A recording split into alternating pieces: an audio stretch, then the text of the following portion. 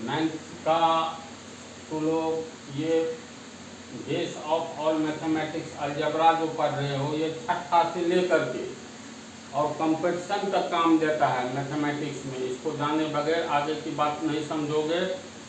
लुप्तीकरण विधि बतला दिए हैं। प्रतिस्थापन विधि में पहली विधि 50 पाठ में बतलाए थे, 51 में दूसरी विधि को देखो।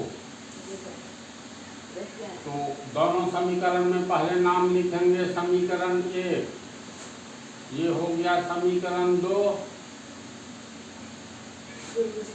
पहली विधि में हम लोग पहला पद को रखे थे, दूसरा पद को आगे किए थे। समीकरण 2 में भी पहले पद को रखे थे, दूसरे पद को आगे किए थे। इसमें क्या करेंगे, समीकरण 1 को भिन्न जोड़ के अनुसार बनाएंगे, 1 एवं 2 को। समीकरण 1 को हल करने पर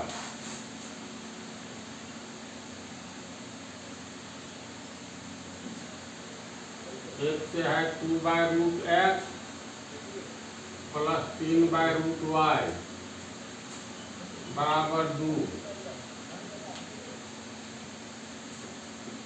ये बताया है ना, ऐसे तिरछा गुना कर दो नीचे वाले को नीचे से। √y को 2 से गुना करेंगे, 2√y प्लस 3 को √x से गुना करेंगे, 3√x बटा √x √y को गुना करेंगे। दोनों रूट वाला है तो एक रूट में आ जाएगा x गुने y यानी xy। ऐसा होगा बराबर 2। अब तिरछा गुना करेंगे तो √y प्लस 3√x बराबर 2√xy। अब बराबर के आगे वाला को पीछे कर लो √xy का मान निकालने के लिए। तो 2√xy बराबर 2√y प्लस 3√x। इसलिए √xy बराबर 2√y प्लस 3√। समीकरण 3। तो समीकरण 3 में हम लोग √xy का मान निकाले हैं। इसका मतलब समीकरण 2 को हल करेंगे तो इसी का मान निकालना है। तो ये हुआ समीकरण 1 को हल किए। अब समीकरण 2 को हल करेंगे।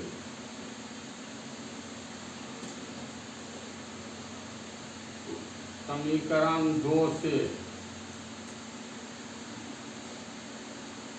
4/√x माइनस 9/√y बराबर 1। √y को 4 को गुना करेंगे, 4√y माइनस 9√x इतना होगा बराबर 1। तिरछा गुना करेंगे तो 4√y माइनस 9√x बराबर √xy। इसीलिए √xy बराबर इतना 4√y माइनस 9√x। समीकरण 4। तो समीकरण 3 में और समीकरण 4 में देखो, 3 में भी √xy का ये मान है, 4 में भी √xy का ही मान है। तो समीकरण 3 और 4 से दोनों का वैल्यू बराबर होगा, इतना बराबर इतना। तो समीकरण 3 एवं 4 से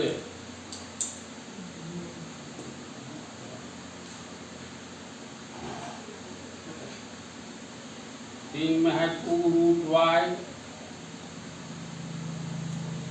प्लस 3√x बटा 2।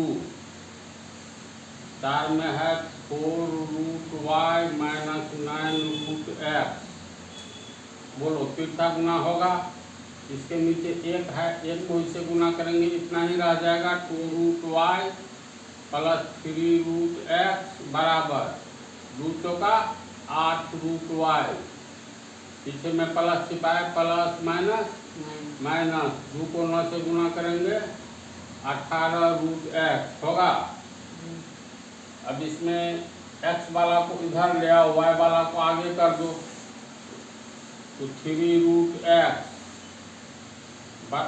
ये बराबर के आगे में माइनस 18 रूट एक्स को पहले लेंगे तो प्लस 18 रूट एक्स बराबर 8 रूट वाई, ये प्लस 2 रूट वाई आगे जाएगा तो माइनस 2 रूट वाई होगा ना।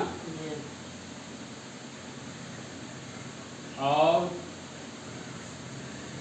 समान पद है तो 3 18 21 रूट एक्स होगा, 21 रूट एक्स बराबर, चलो बोलो 8 में से 2 गया 6 रूट वाई, 6 रूट वाई, इसलिए रूट एक्स बराबर 6 रूट वाई। ये तो गुना में है 21 तो नीचे आ जाएगा, ये 6 21 3 से कटेगा, 2 किया 6 7 किया 21, इसलिए रूट एक्स बराबर 2 रूट वाई बटा 7। ये समीकरण नंबर 5 होगा। समझा इतना?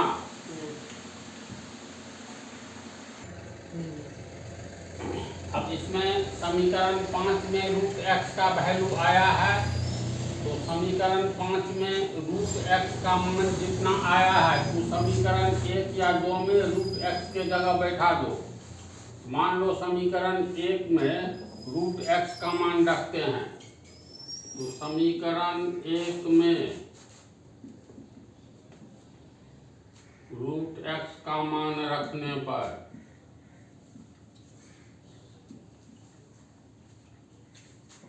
समीकरण 1 पहले लिखेंगे 2 by root X plus 3 by root Y बराबर 2 बटा, देखो रूट एक्स का वैल्यू रख रहे हैं जो है 2 रूट वाई बटा 7, 2 रूट वाई बटा 7, रूट एक्स के जगह इतना आ गया प्लस 3 बटा रूट वाई बराबर 2। ये हो गया a बटा b बटा c के तर्ज पर, a और c गुना हो जाता है यानी 2 गुने 7 हो जाएगा, बीच वाला नीचे 2 root Y plus 3 by root Y बराबर 2।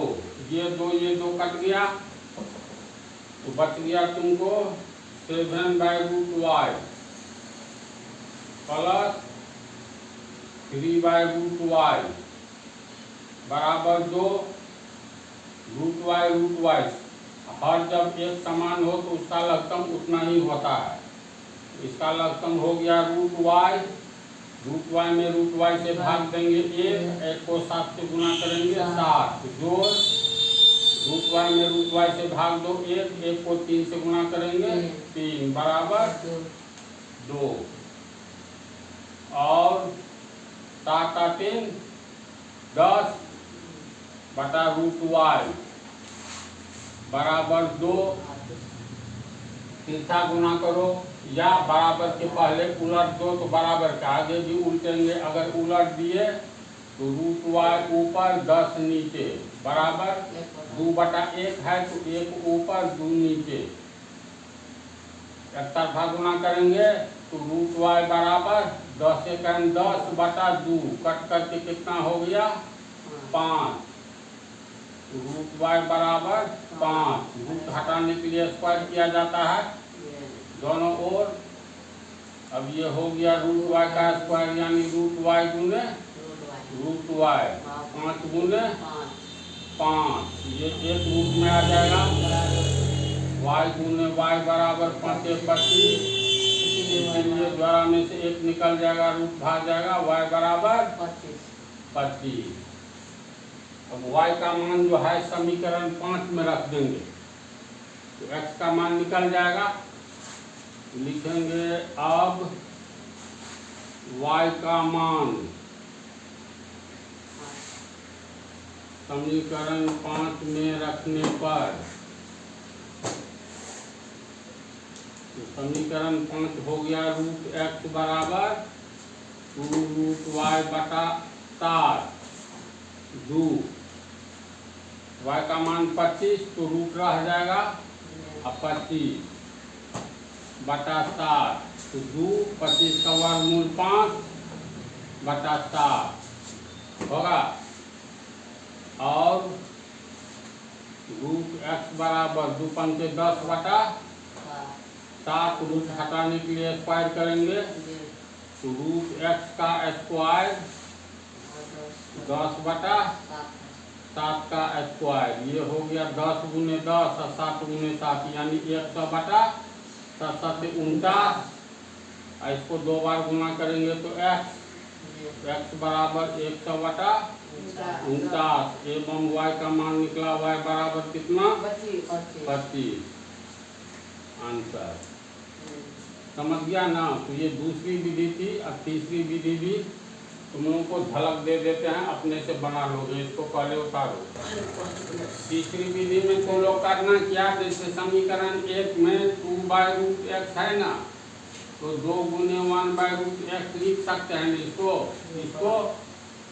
प्लस 3 गुने 1/√y लिख सकते हैं बराबर 2। समीकरण 2 में भी 4 गुने 1/√x माइनस 9 गुने 1/√y बराबर 1।